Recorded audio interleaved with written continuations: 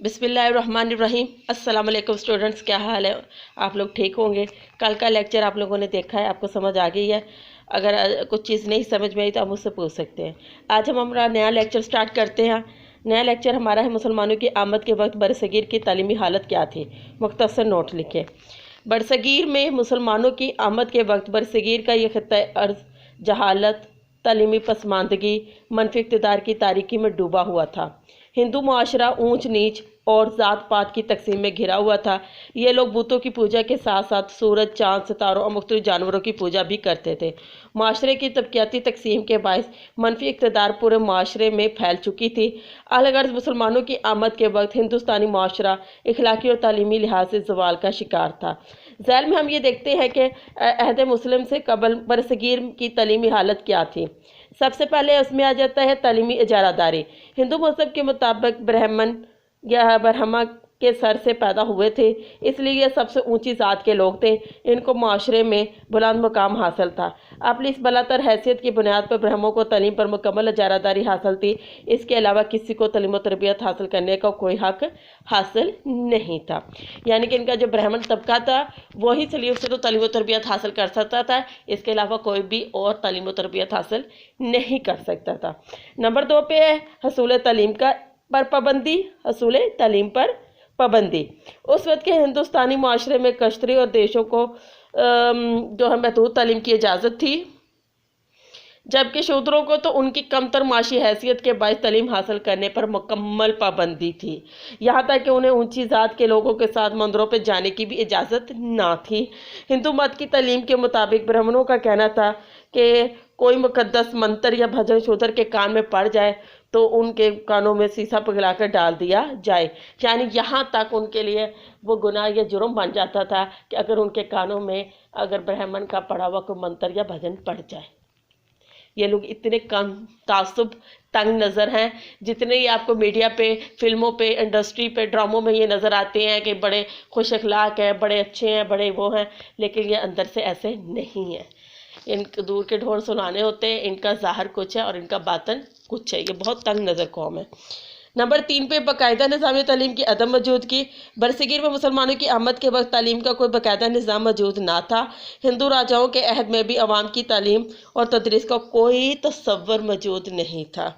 आप तसव्वुर कर सकते हैं इतनी बड़ी रियासत, इतना बड़ा हिंदुस्तान, और वहाँ में बरसगीर में कोई बाकायदा तालीम तदरीस का निज़ाम नहीं था। ये हालात तब के हैं जब मुसलमान अभी बरसगीर में नहीं आए थे। जब मुसलमान बरसगीर में आए तो तब उनको पता चला कि बरसगीर के हालात तो बहुत बदतर हैं। वहाँ पे लोग जानवरों से भी बुरी ज़िंदगी गुजार रहे हैं। ठीक है, यानी हिंदू जो हैं, वहाँ के जो हिंदू मज़हब के लोग हैं, उनका कोई सियासी माशरती मकाम नहीं था, ना उनकी कोई सेल्फ रिस्पेक्ट थी। आम और लाजमी तालीम की अदम फराहमी। हिंदू मुआशरे में अवाम के लिए आम और लाजमी तालीम की सहूलत मुयसर ना थी। अब ये देखें, हमारे यहाँ प्राइमरी स्कूल है, वहाँ पे अमीर गरीब आम खास सबके बच्चे पढ़ सकते हैं, लेकिन वहाँ पे कोई आम तालीम का अदारा बरसगीर में नहीं था। बाकायदा तालीमी निज़ाम ना होने के बायस तालीमी और तदरीसी अदारों का कोई इंतज़ाम ना था। तालीम आम ना होने की वजह से जहालत, गुरबत और ज़हनी पसमानदगी अपने अरूज पर थी। ये देख लें कि तालीम आम ना होने की वजह से जहालत, गुरबत और ज़हनी पसमानदगी अपने अरूज पर थी। तालीमी पसमानदगी। बरसगीर में मुसलमानों की आमद के वक्त हिंदू मुआशरा तालीमी पसमानदगी का शिकार था। हिंदुस्तान में बाकायदा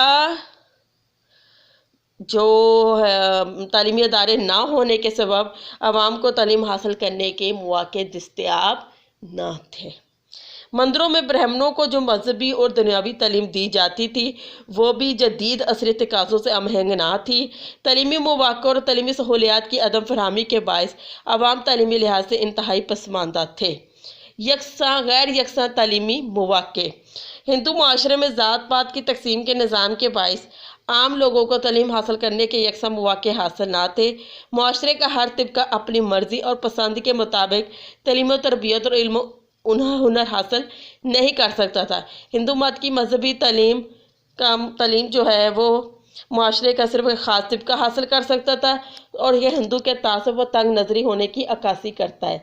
आप ये देख लें کہ اتنی تنگ نظر قوم ہے کہ وہ اپنے ہی لوگوں کو، عام لوگوں کو تعلیم حاصل کرنے نہیں دیتے تھے. صرف تعلیم حاصل کرنا ان کا ایک خاص طبقہ برہمن کا ہی حصہ تھا، اور باقی لوگ جو وہ تعلیم و تربیت سے دور رہتے تھے، خاص طور پر مذہب کی تعلیم سے. آپ کو سمجھ آ گئی؟ ٹھیک ہے. اب ہم دیکھتے ہیں، ذرا میں آپ کو یہ بتاتی چلوں. پہلے تو ہم نے یہ دیکھا تھا نا کہ ان کی آمد جب ہوئی ہے تو اس میں کیا کیا مسئلے تھے. ہم ان کا ایک چھوٹا سا ویو لے لیتے ہیں. سب سے پہلے تعلیمی اجارہ داری، اصول تعلیم پر پابندی، باقاعدہ نظام تعلیم کی عدم موجودگی، عام اور لازمی تعلیم کی فراہمی، عدم فراہمی، تعلیمی پسماندگی، غیر یکساں تعلیمی مواقع. ہندو معاشرے کی طبقیاتی تقسیم اور تعلیم. ٹھیک ہے. ہندو مذہب کی بنیاد اس نظریے پہ ہے کہ تمام انسان برابر نہیں ہیں. حالانکہ ہمارے حجت الخطبۃ الوداع پہ حضرت محمد مصطفیٰ صلی اللہ علیہ وسلم نے یہ فرمایا تھا کہ کسی عربی کو کسی اجمی پر، کسی اجمی کو کسی عربی پر کوئی فوقیت حاصل نہیں. ہاں، اگر کسی کو فوقیت حاصل ہے تو وہ تقویٰ کی بنا پر. آپ یہ دیکھ لیں کہ ہمارا مذہب کتنا براؤڈ مائنڈڈ ہے، ہمارا مذہب کتنا کھلا ہے، اوپن مائنڈڈ ہے. اور ان کے مذہب میں دیکھ لو کہ تمام انسان برابر نہیں ہے. ہندو مذہب میں دیکھ لیں کہ تمام انسان برابر ہی نہیں ہے.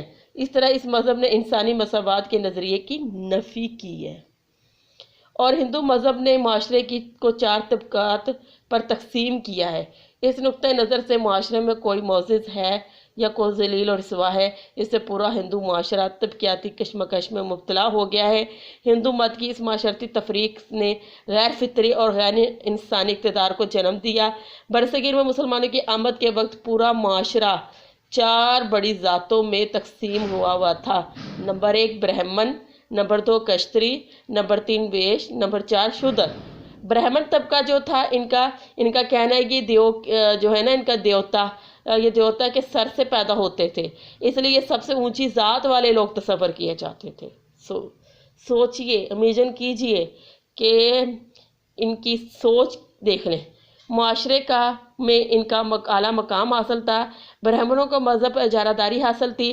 برہمنوں کا کام مذہبی تعلیم حاصل کرنا تھا، دیوتاؤں کی پوجا کرنا تھا، مذہبی امور کا فیصلہ کرنا تھا. حکمرانوں کا تقرر بھی انہی کے ذمہ تھا. دیکھ لیجئے کہ جو ان کا برہمن طبقہ ہے وہ اتنا خاص طبقہ ہے کہ مذہب بھی ان کے حوالے میں ہوگا، اور اگر ان کے حکمران بھی تقرر ہوں گے تو وہ بھی ان کی مرضی سے ہوں گے. ٹھیک ہے.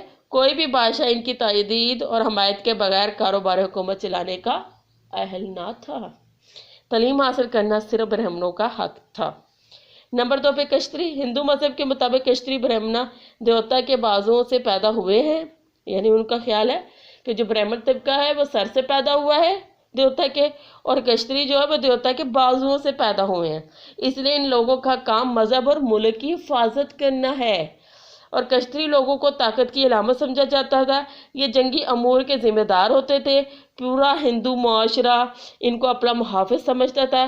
کشتری اپنی ذات اور پیشے کے مطابق تعلیم حاصل کر سکتے تھے، اور مذہبی تعلیم حاصل کرنے کی انہیں بھی اجازت نہ تھی. یہ دیکھ لیں کہ صرف اپنی ضرورت اور پیشے کی تعلیم حاصل کر سکتے تھے کشتری، ان کو بھی مذہبی تعلیم حاصل کرنے کی اجازت نہیں تھی.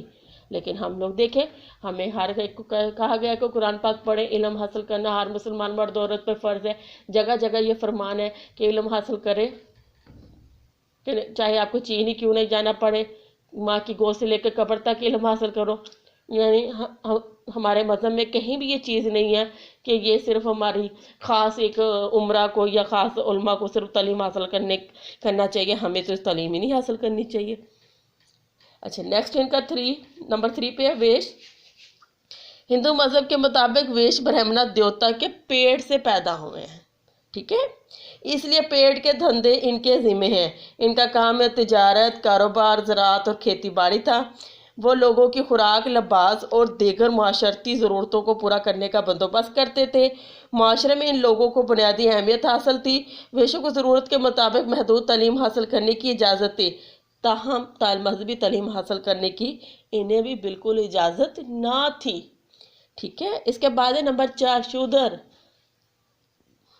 हिंदू मज़हब के मुताबिक शूद्र ब्राह्मणा के देवताओं के पाँव से पैदा हुए थे, इसलिए शूद्रों को पैदाइशी तौर पर घटिया, कमज़ोर, कमतर, नीच समझा जाता था।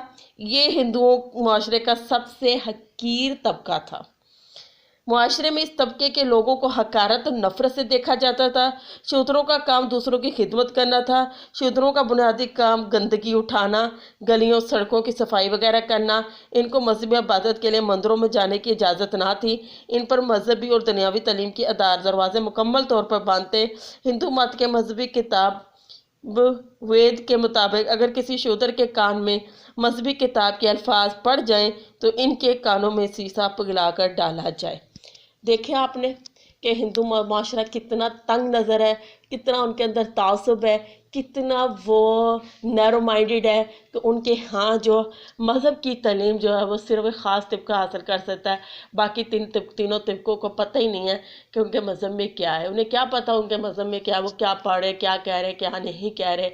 उन्हें उन अल्फाजों की, उन मंत्रों की, उन भजनों की समझ ही नहीं आती, वो जो करते रहे या कहते रहे। और हम देख लें कि हमें कोई आयात या कुरान पाक की कोई चीज़ बताता है तो हमें उनका रेफरेंस दिया जाता है कि फ़लाँ सूरत में, और हम बाकायदा उस सूरत में उसको देख के उसको कंफर्म कर लेते हैं कि वाकई की ठीक है या नहीं ठीक।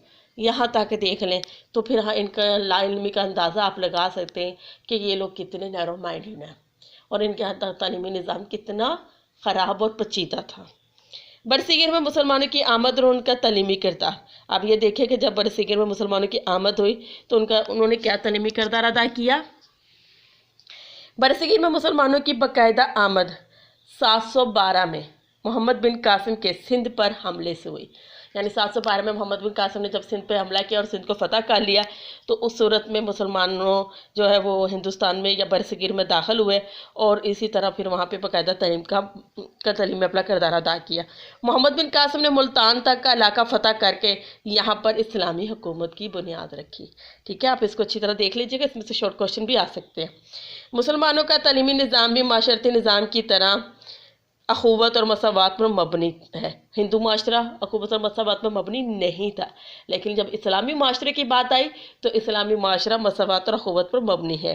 इस्लामी तालीमात में अदल और इंसाफ और इंसानी सलूक, इंसानी मसावत को बुनियादी अहमियत हासिल है।